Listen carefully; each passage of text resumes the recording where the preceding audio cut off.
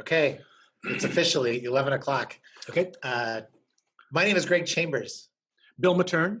And we are with Goleads, US Farm Data, and Lead Gen Compass, right? Is that okay to say? Yes. We're going to just put them all together in one.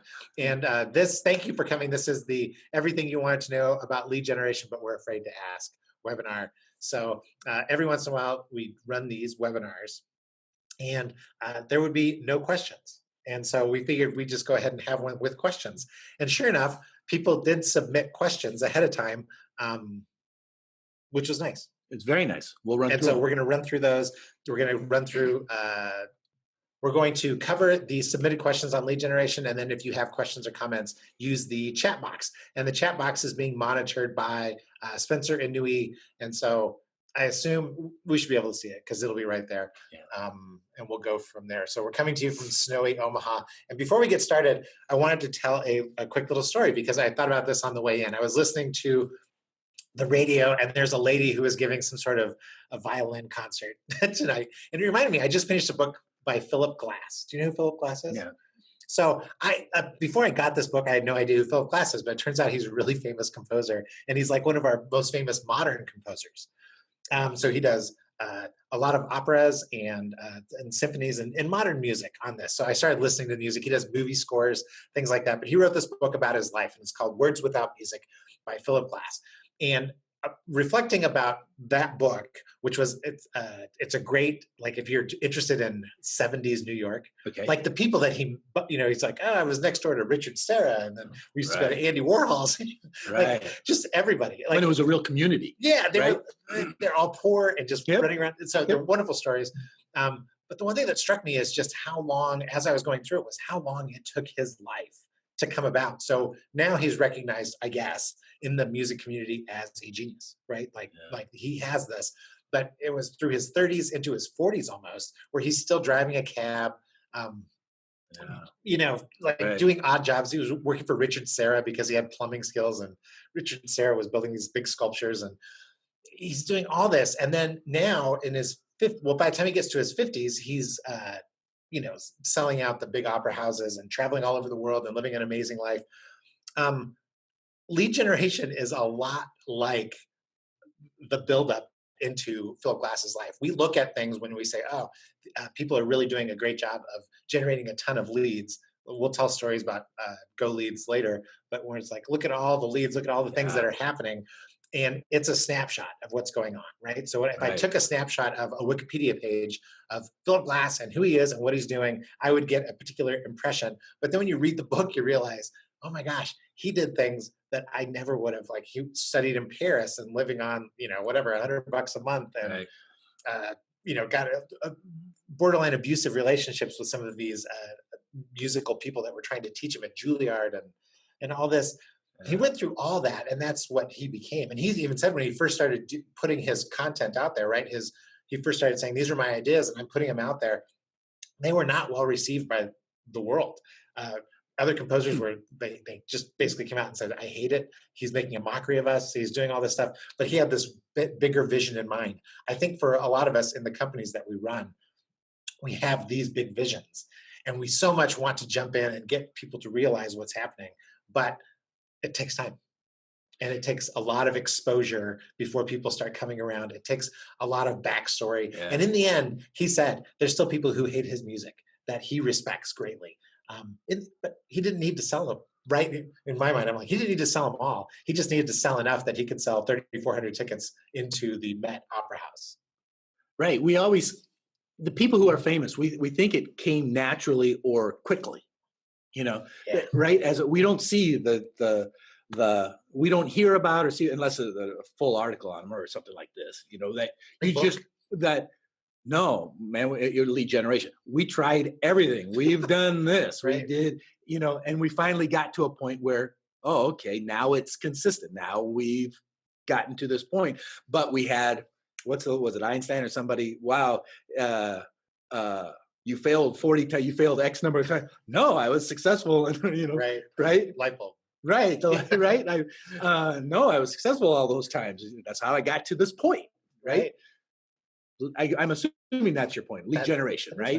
Thank you. So that's why we're doing this together, is because Bill's going to interpret me. So these are the questions. We're just going to run through, and I put each of the questions out there so you can see these. And then I'm keeping us out there so you can see that we're live. And again, feel free to ask any questions. We started running some Facebook ads, and they performed well and have lots of comments and likes, etc. Now we're looking to run the ads again this month. Do we just take the original campaign and up the budget? So spend more on the same thing, or is there a better way to go about it? Well, probably that's an easy, if it's working, keep putting money into it, right? If it's working. Till it breaks. Right. You totally agree. If the ROI is there, keep putting money. Now, is there a way to dissect it a little more and start looking at, did the entire campaign, did all the messages, did all the ads work, or was it just certain other, or just parts within that campaign work? Yeah. Right. Well, and then, how to add to it. And so Facebook has a unique feature to it in that people can do likes and comments. And so reusing the same ads, we were helping a chiropractor and he was rerunning the same ad. I think not doing it on purpose. He just didn't have any other creative. And so he just kept rerunning the same ad. But what was interesting is you just kept watching the likes kept piling up and the questions kept piling up. Now, the one thing I wish he would have done is these people were asking questions about their backs, and he was like, "Oh, just come in." It would have been interesting if he was adding content to that. Totally, because that ad was probably becoming richer and richer as the time went on. So I would absolutely encourage, with Facebook ads especially, if you get one that people are reacting to and working with, reuse the same ad. But yeah, you always need to be expanding out. Facebook has a tendency to go like that, like immediately. Right. Where AdWords, we can run an ad for a decade. In Facebook, it dies in 24 hours, generally within an audience. So you always need to be testing new creative. But it's a good question. So so do both. How's that? Question number 2. Why would MailChimp ban an account for spam when in fact the account is not spam, but people opted in for the emails? These are good. Did I punctuate the right words? MailChimp. Right, MailChimp. By the way, I've been banned.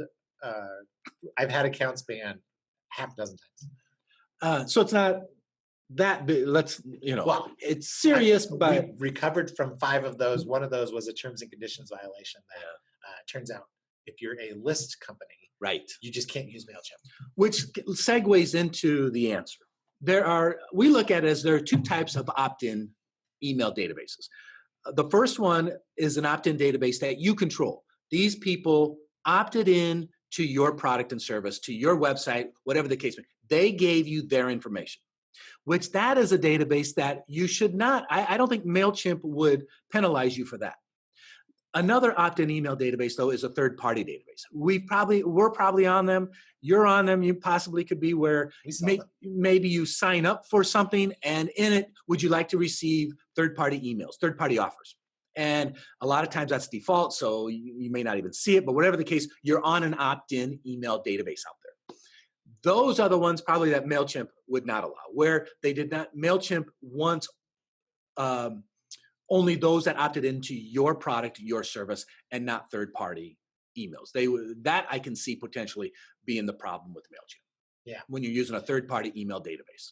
So as with most of these answers, you're going to find inside there we have, if we were talking to you live, we'd have a million other questions. So if you ask these questions, by all means, throw more information in as we go along. But, Bill, you didn't answer the question. Yeah. If you do get banned, talk to them. They're wonderful people. They run a great company. Right. Yeah. Absolutely. And they're usually, unless you're doing something that you just absolutely should not be doing. And sometimes they just want clarification. Well, what is this data?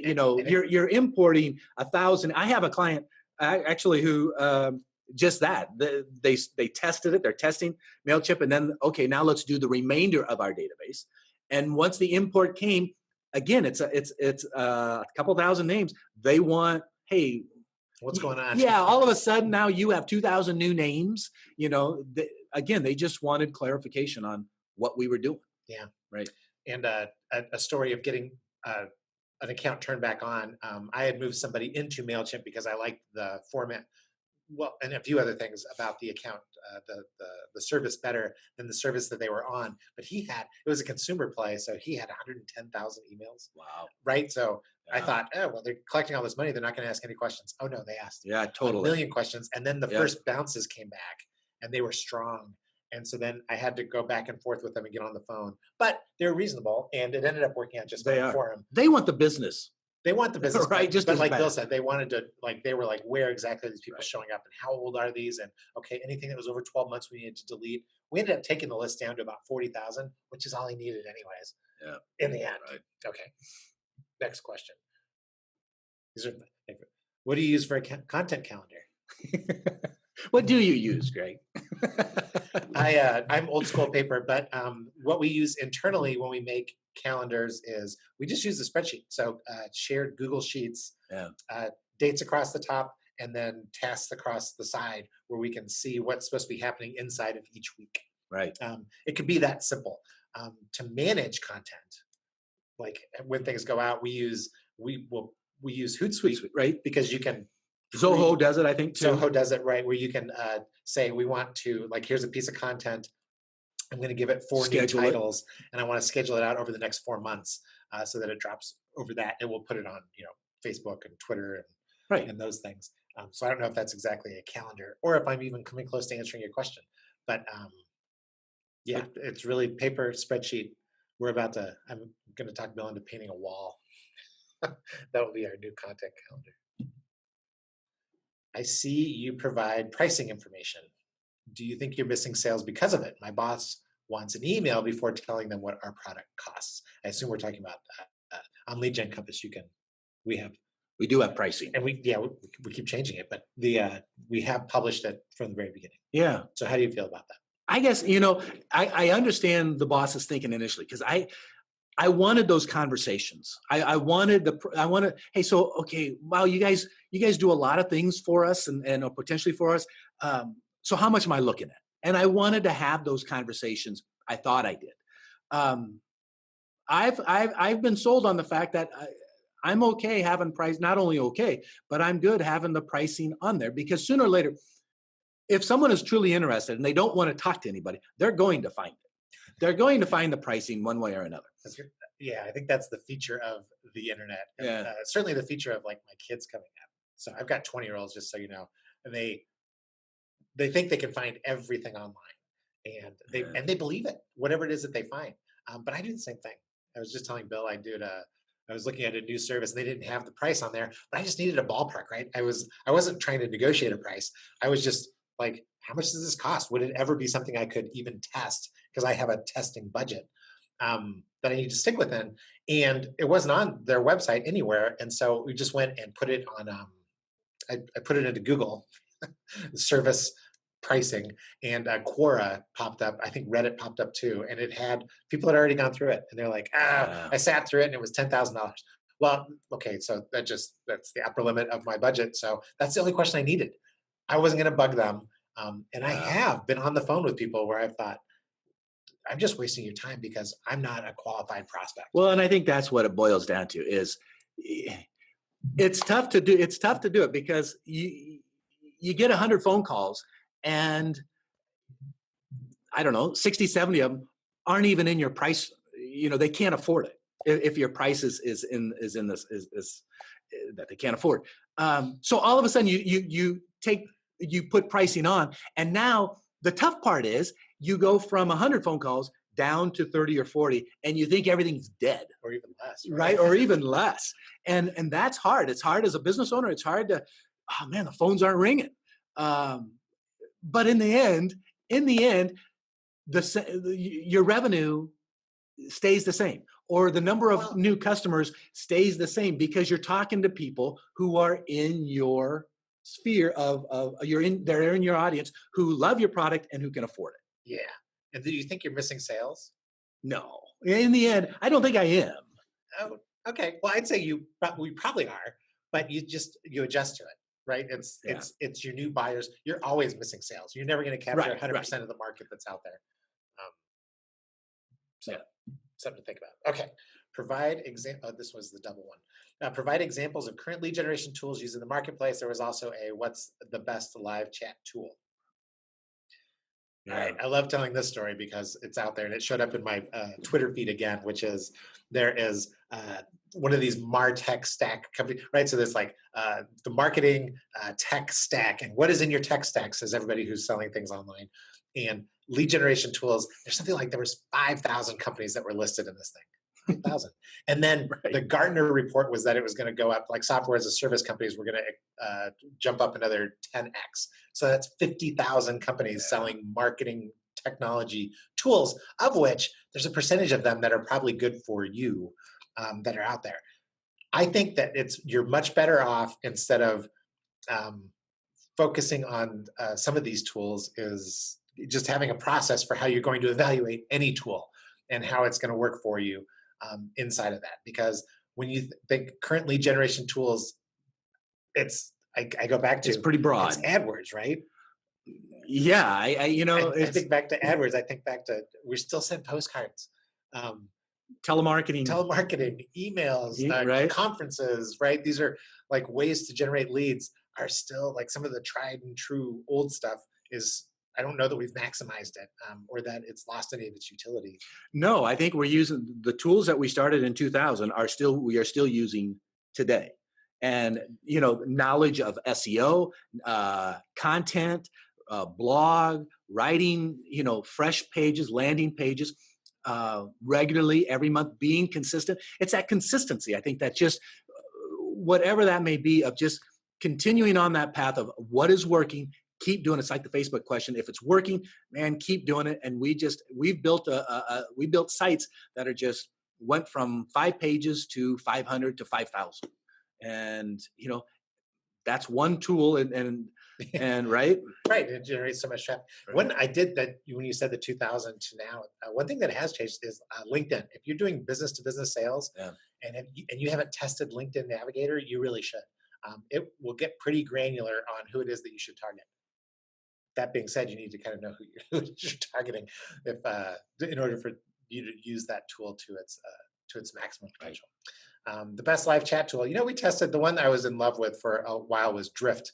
We were using that for a while on the website, and I loved it for a few different reasons. But then as Bill and I were talking about this, my reasons and the way Bill's experience with it was completely different.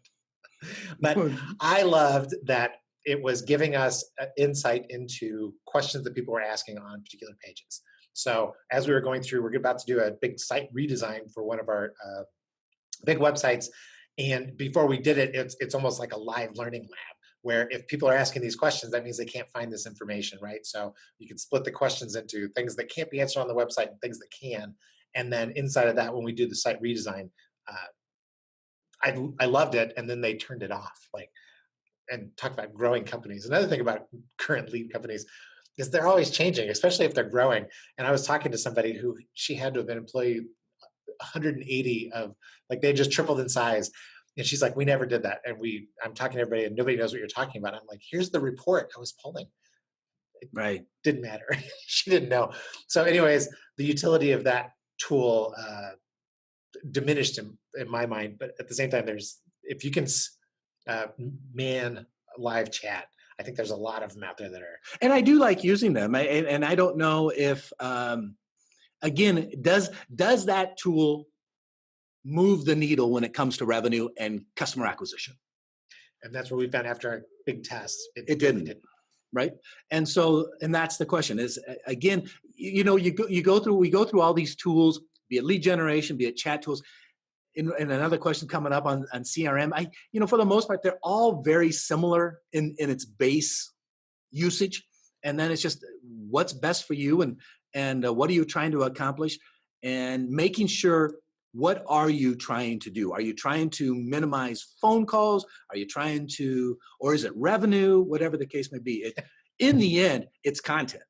Everything comes back. I always think so much of it comes back to content. Can we answer questions? If it's a bot, can I answer questions? Do I have the people to be able to type? Right. Another idea I loved on that thing was it was an automated bot tool. So it would enhance, it was like, if somebody were on this page right now, what is the question you'd love to ask them? You could set up the bot to ask those questions and respond. Right. It was really cool. I hated the bot. I didn't hate it, but I mean, Well, but it it's didn't, just, like you said, didn't move the needle. it didn't, In the right, end, there was no difference in the trend in right, sales. The trend in inquiries, the trend in sales, it wasn't. I think the same people were calling us that were always calling us. right, So right. Yep. that's what we had. Oh, email lead generation service.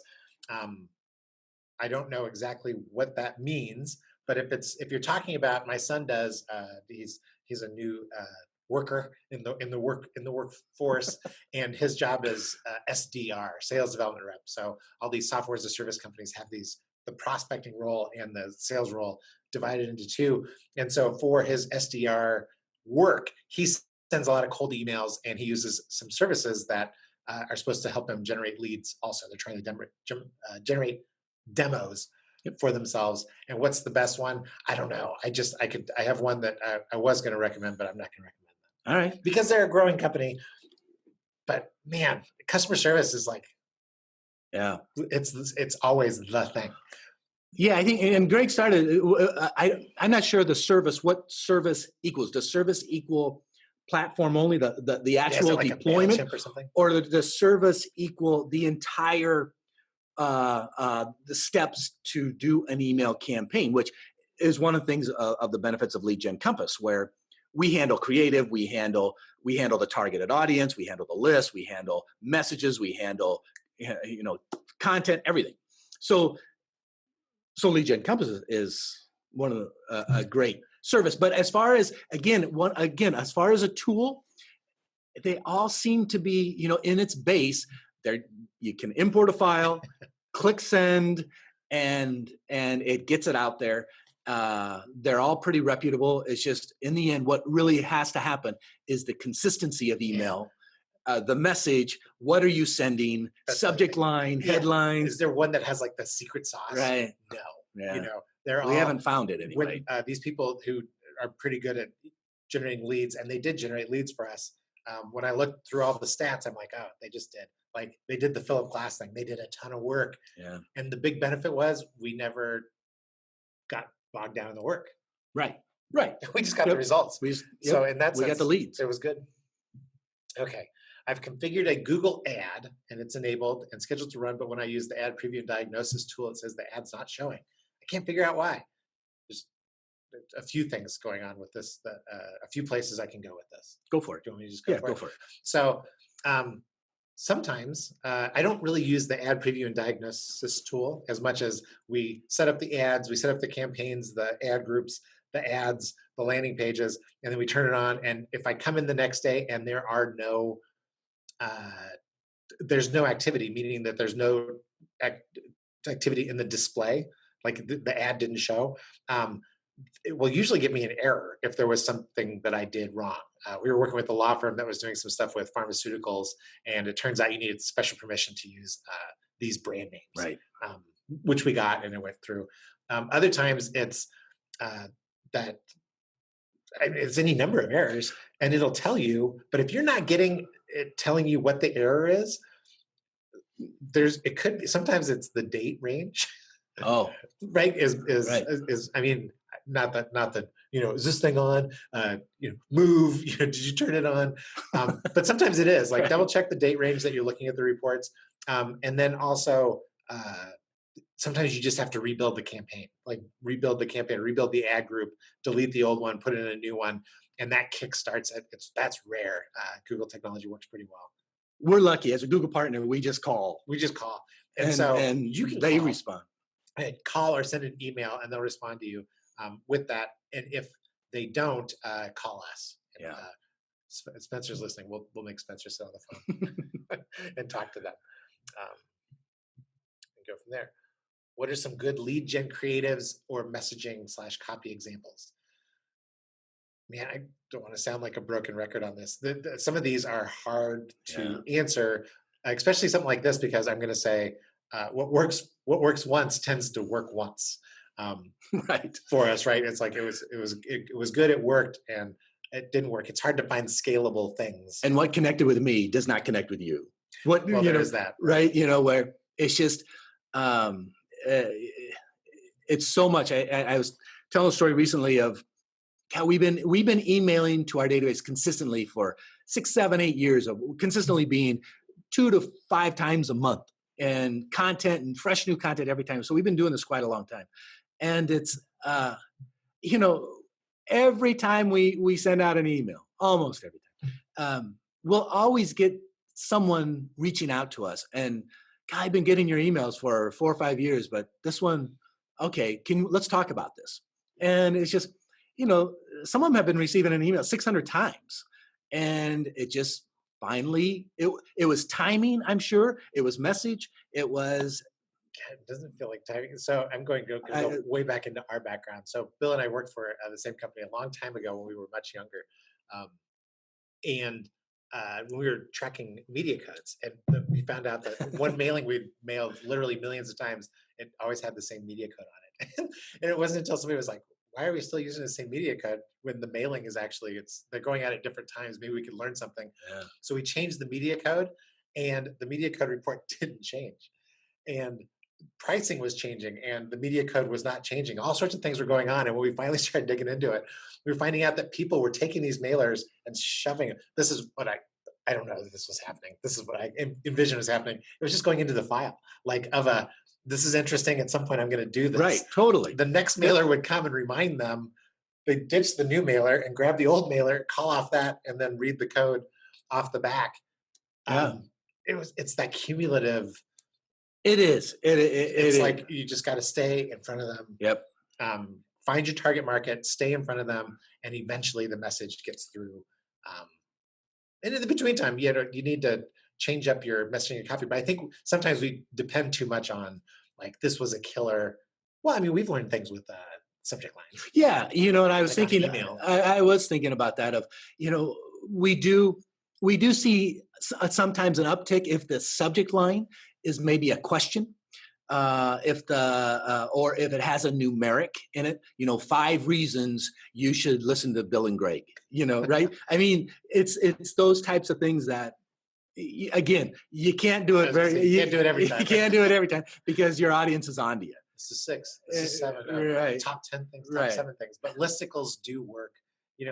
Provocative questions do work. Yeah. But I'm going to say even more important than the subject line sometimes is just that it's from us, right? It's from Lead Gen Compass, and they keep seeing the from, even if the subject lines and the message never really resonate. And and over time is the content. Are you a trusted source? Yeah. For information, and you have to do it enough to become that trusted source. Awesome. Normally, when a potential client has connected with me, I will search for their profile on LinkedIn and send a friend request. Coworker says, that's creepy. It makes you seem like a stalker. Boy, if I had a nickel for every time that. No. At least until you get to, what do you think? Should I connect with them on LinkedIn? Should I connect with them on LinkedIn? Absolutely, right? You should. Why not? Why not? I guess my only thing is, and you have a son story. We both have kids in their 20s, and everything is social media, but are you doing it just for social capital? Are you doing it just for, I want that 500 plus connection, right. As opposed to, are you really going to leverage the medium? Are you really going to leverage LinkedIn to communicate, to use it as a medium to communicate, to connect with that person? Yeah. Right. So just ask them. Yeah. Right. We just do you mind if I usually connect with everybody on LinkedIn? You can try. I'm never on. Well, that's just it. You might find that out. It's on there. Right. But also, just thought, so with your coworkers, like, that's creepy. At least wait until you get the sale. If that happens to be the number one salesperson in your company that says something like that, maybe you might listen. Because also, I was going to say, consider the source. But if it's like just Joe Blow and he's also got his resume in and he's trying to get out the door, who cares what he thinks? So be careful who you listen to. Oh, another one of coworkers. All right. Dealing with coworkers. Trying to get all of our sales people to understand why we use social media. I remind them it's for brand awareness. Good. Targeted audience, driving traffic. Good. Some of them seem to think we are wasting time with Facebook and Instagram, or it's not working. I want to pull some data to build reports so I can show these guys something visual and help them understand why we do. What would you suggest? I do to get everyone to understand why we use social media. Go ahead. Man, there's so many things to unpack inside there. A little bit. The big, this helps because, and this is what we use internally, is we say the studies show that 1 in 10, it takes 10 exposures to a message before our prospects, before it registers with our prospects, right? So the joke is, again, with our kids, we always say, it's like, you just keep hammering them with this point, and then one day they come walking in the door and they're like, oh, you know what Mr. Mattern said? It's the greatest piece of advice I ever got. And you're like, I've been telling you this forever. I'm a better dad. Let's exactly, it's much more effective. But that's the same thing, right? They need to be exposed to that message, and 1 in 3 messages get through. So we say it's the rule of 30. So why are we doing so much on social media? We're doing it because of the rule of 30. And then you can explain that to them. Their eyes will gloss over and they'll be like, oh, that kind of makes sense, because it does. Yeah. We've all experienced it. And it's, as far as being able to provide like a report that shows any of that stuff, there's some things in analytics maybe that you could pull, or some Facebook that kind of shows how many times somebody's getting hit with the message. There's none of that stuff that's going to convince them. They just need to buy into this particular concept, which is that one message is not enough. Well, and also, salespeople, but all of us, I think, salespeople, owners, we're all so ingrained on last touch. What? It's the easiest thing to measure. It's the easiest thing, maybe sometimes the only thing to truly measure of what's connected to this sale. So, I can understand a salesperson say, I never get a call from, hey, how'd you hear about us? Oh, I'm on your Facebook page. That just doesn't happen. I get it. I looked at your Twitter. Right. The problem is on that last touch contact, that last touch sale, we don't know everything that person, that new customer went through to get to that last touch. And as Greg said, it was 30, 40, 50 things that they touched before they finally said, okay, I got to talk to Greg. Yeah. Right. So, so you got to plan for it. Yeah. And it's one more thing. And why should the salespeople complain? They should be happy you're advertised in the first place. Right. So I have to tell this story because do we have time? Yeah. So I'm going to go and tell the stories. We were working with the car dealer. And this was a local one. So we ended up in the car dealership, and I had them go through, and they were like, oh, we keep track of where everything comes from. And so they pulled this report, and I went through and I did this giant analysis, and it was referrals. And I'm like, oh my gosh, these guys are doing it right. Almost 80% of their business is referrals. Yeah. And we went in, and we're sitting around this big conference room, and the owner is like old school car sales. Like he looks good, he smells good, and he comes in and he's, he just commands the whole room, and he's like, what's going on? And I said, oh, here's the findings, blah, blah, blah. And it's referrals is your number one source. And then one of the salespeople, the sales manager, head drops, and I'm like, is it not? And he goes, well, when you do the drop down, the very first choice is referrals. And so we just kind of use that most of the time. Little self-fulfilling. Yeah, exactly. Right. And it was like the end of the meeting. It didn't help me, but it got the owner mad. I mean, he had invested in this Reynolds. I don't even know how much that software costs. But he had invested a fortune in this, and here it all came down to data input. Yeah. It's much easier to think of it in the broad terms of we just need to constantly be in front of these people, right? Absolutely. And the rule of 30 is a nice little mnemonic that you can use. And Facebook's not overly expensive. I mean, you can run campaigns. It's not going to break. You can build audiences. If you can afford it, and again, it's touching, and just. But it's such your target audience, right? I mean, that's the challenge. Yep. It's expensive to do broadcast. You can't do the Super Bowl all the time. Yeah, that raises awareness, but you'd really like to focus on your people. Here's a couple of as we're talking about measurement. Yeah. What's the best way to catch up on analytics? I just gained access to my company's Google Analytics account, GA. In your opinion, what are the most important sales metrics I should be keeping track of? Is it worth setting up a custom report, or should I use the default ones provided? I'm going to try to answer all these questions. Okay, go for it. So the best way to catch up on analytics is analytics is a tool that measures everything and far too much, and it gives you the illusion that since it is so massive and it captures all these pieces of data, that it's 100% accurate. It is an informational tool, and it's really Google Analytics is only as good as the questions that you're asking of it. So if you just got access to your company's Google Analytics account, I default to the very first report they'd ever put out there, which is by date, traffic, by source and medium, which gives you really, and then you can just click on medium, which source may be like Google, and medium is organic, right? So I just want organic. Tell me what's organic, what's paid, Yeah. what's direct, what's a referral over a period of time, so that I can at least get used to what's going on inside of this company's website.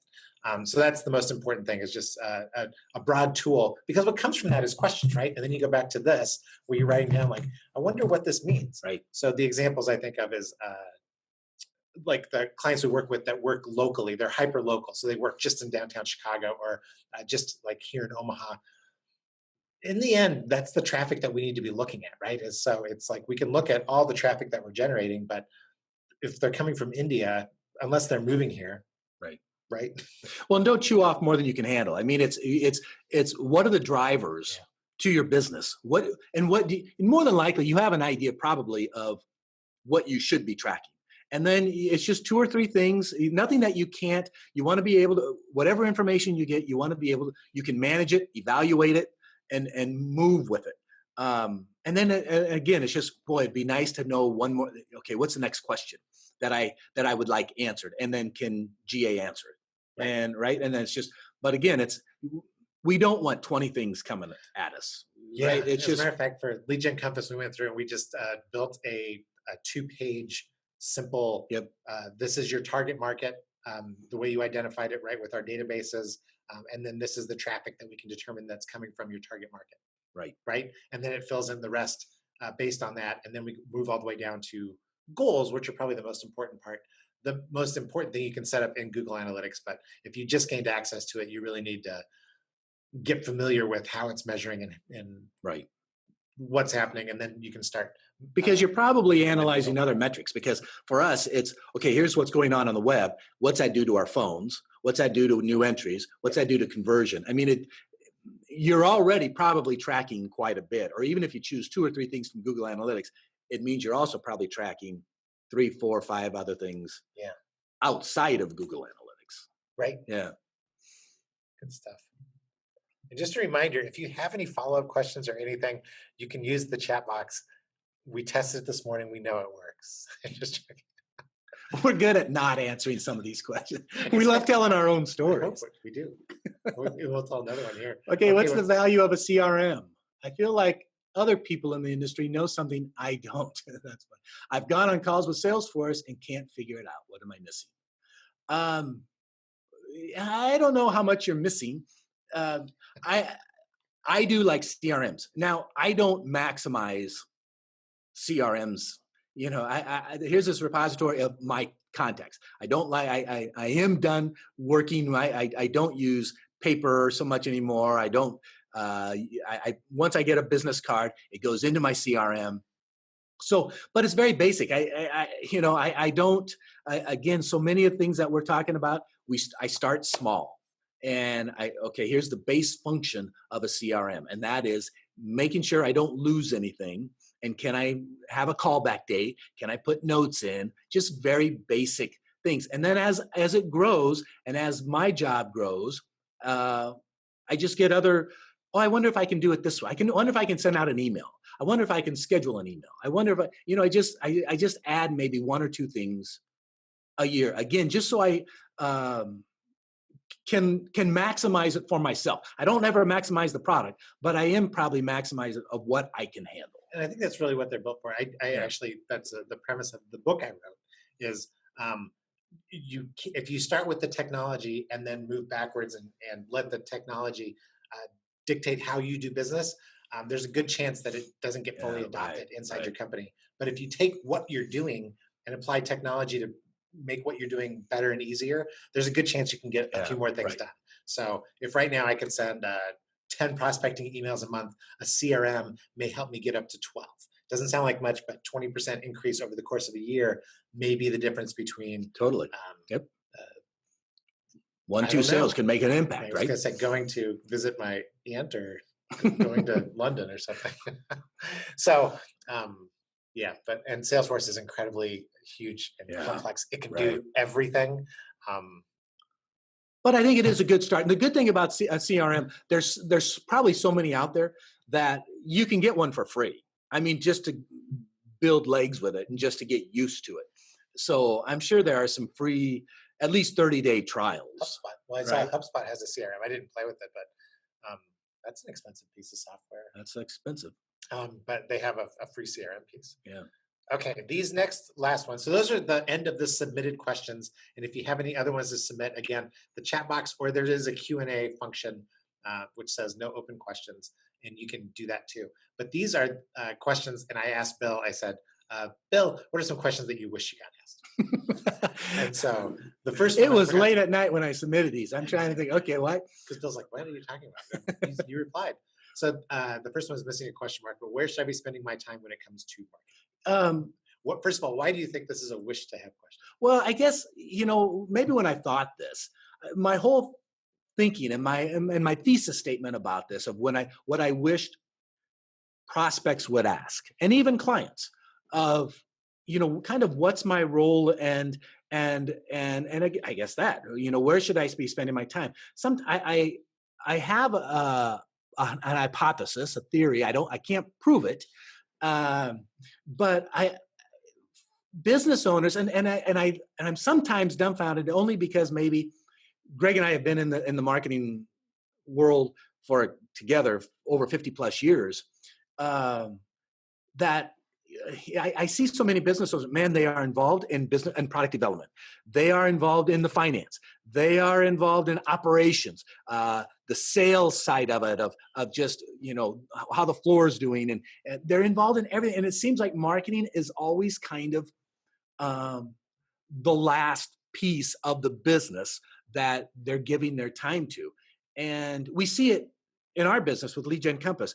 Those clients that are, man, we have a meeting with them at 1:00 every week or every other week, whatever the case may be, where they are truly involved as best they can be. Things seem to work well. Yeah. And results seem to happen. Positive results. Well, positive in anything, but overall, the graph goes up. And so I like it when they are, Bill, how can I help in this matter? What's my role? And so much of it is having expectations that are realistic. So you say that, and then being collaborative. Where should I spend my time? And you shouldn't spend it. You should just give it to me. Give it to me, but at least talk to me, right? At least say, where should I be spending my time when it comes to get involved because it's guiding your sales, and it is bringing new customers in, bringing new prospects in. So it does deserve some of your time. And if you can't give it so much, which a lot of our clients cannot, an email campaign can take a month with some company. Whereas it's, let's get it out in 2 days and we're on it. So did I answer the question? Where are you spending my time when it comes? So, yeah, I guess things that you think can also move the needle as far as where can I have the most impact? So it goes to the next question, right? Is it better to focus my marketing on 1 or 2 tactics and get really good, or multiple tactics? Is it better to move 1 or 2 things forward a mile, or 100 things forward? You can do only that which you can manage and evaluate, right? So if you're doing all these things and then you don't know what works, you may not have wasted it. I'm sure you got some inquiries, some leads, but if you don't know where they came from, if you don't know how it came out, then there is some waste there. So if it is only 1 to 2 tactics okay, let's test this. Let's first see how this goes. If you can manage it and evaluate it, then, and you have the budget. So if you stink at social media, but you're getting business from another source, just keep getting better at that. Well, or expand it, extrapolate it. Is that message, can it resonate in other platforms and other mediums? I mean, so there's a lot there. Now, at the same time, it's your question. Now I can't think of what I was going to say, but it's, yeah, manage and evaluate, I think, is big. Don't spread yourself too thin. Don't spread yourself too thin, and But yeah, where we see most of the challenges is that there's not a lot of preset metrics, right? For failure or success. Well, actually, success, everyone just kind of assumes they know what success is. That's what I was going to say. And don't let one tactic taint your thinking about marketing. We get a lot of that too, where, oh, that doesn't work. Oh, that won't work. And then, so what'd you do then? What'd you do afterwards? Well, we haven't done anything. So one piece of failure can just throw off, we're not getting involved. The frustration is at such a high level, almost like they wanted to prove it didn't want to, almost they wanted to prove that it won't work. Right. And so it's just, okay, it didn't work. Why didn't it work? Let's evaluate. Again, this comes back to manage it, evaluate it, and let's keep moving, doing something else. It's a process, not an event, we say a lot. How do you market? Bill, how do you market? We market when we generate leads for yourself. When we started our company, almost 20 years ago, we knew right away we wanted it to be an inbound focus on our sales. We didn't want to go after high end. You wanted to get people. We wanted people to call us, and so we built all of our marketing around that. Where everything we're doing of AdWords, of content, blogging, SEO, social media now, whatever the case may be, partnerships with third-party sites to give us more. We want visibility in the end, and we want it associated with search terms that researchers are typing in. So that's how we market, and we've been doing it for 20 years. So we have a very good idea of what works and what doesn't. And it's looking at content. And the big thing is content. And how do we generate leads for ourselves? It's always building new content and extrapolating that one piece of content across a variety of platforms. From social media, be it Twitter, Facebook, LinkedIn, to also, an email campaign, and using it as a landing page, using it as a blog. So those things work for us. And for 20 years. From the beginning, we knew people were going to be out there looking for some of this, but not everybody. But you don't need everybody. Totally. Totally. Right? Yeah. So it's worked for us. Yeah. So that leads naturally to this.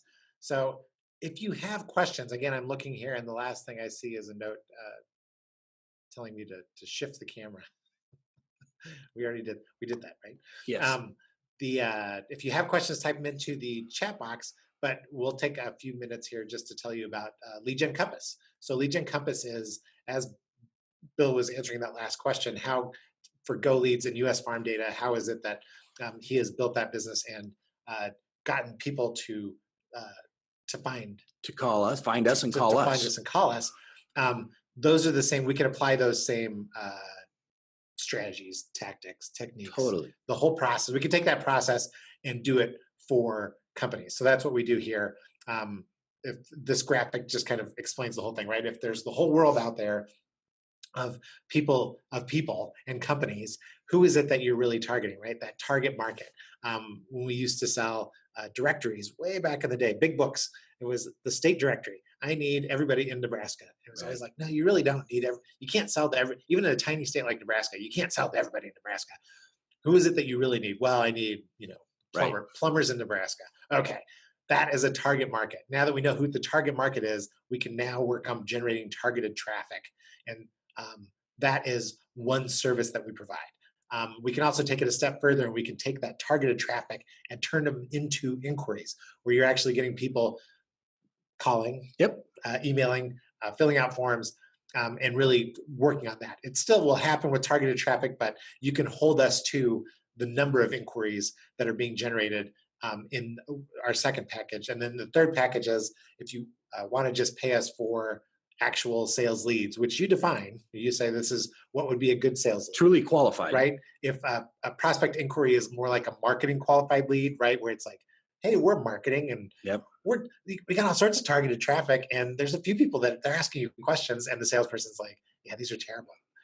We want to know why they're terrible, because we can actually do things that turn them into qualified sales leads.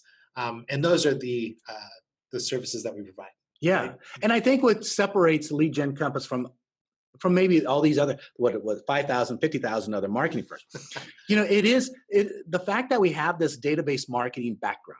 And not only that, we have all this data in-house too. So we're able to combine the two of virtually every household in our database, every farmer and rancher, every renter, every business, and being able to slice and dice those databases and then say, okay, how are we going to reach these? Do we want to reach them? Some clients want to use both. They want to do traditional direct mail. They want to get it to their call center, very just that traditional, and then say, okay, how else can we reach the same group? As Greg said, plumbers. How else can we do it? Okay, let's look at it digitally. We want to do email. We want to do content. We want to, as they're on the web, we want to be able to be in front of them.